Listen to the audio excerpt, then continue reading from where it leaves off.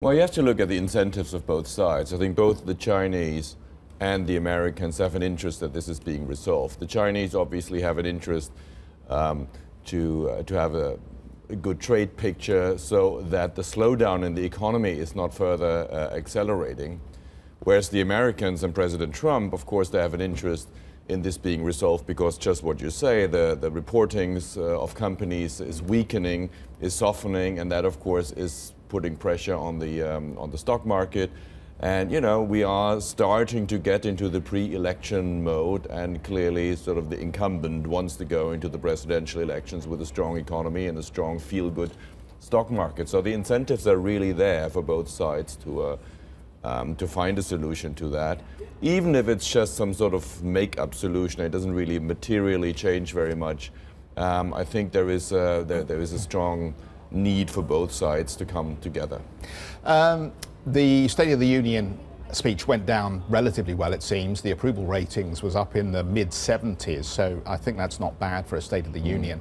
But was there anything that you drew from it that gives you a clearer picture on how the President is preparing to manage the next 18 months or so? No. No? No. I think there were contradictions in there. I think there were good points being made, trying to reach across the aisle and become more bipartisan and cooperate.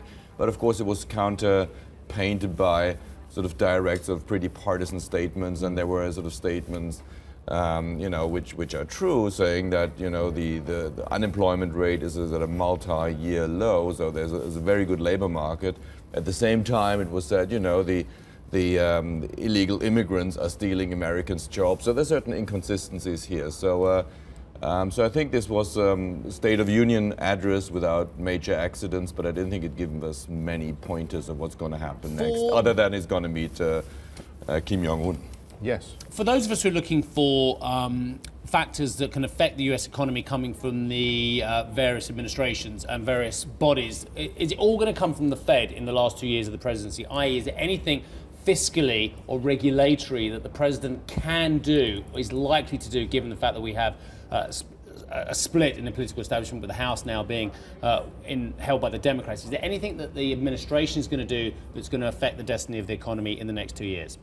Well, the administration has done, of course, a major step with the tax reform, which has created a lot of short-term stimulus. Of course, it has also created a lot of long-term fiscal imbalance.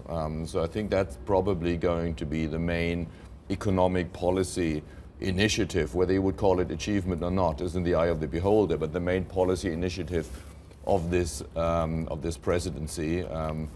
Right now, I don't really, other than, you know, talking about trade with China and probably later on with the EU. Hi, I'm Joanna Bersecci, and thank you for watching. You can check out more of our videos by clicking on the boxes on the screen. And don't forget to subscribe to our channel for more from CNBC International. Thank you for watching.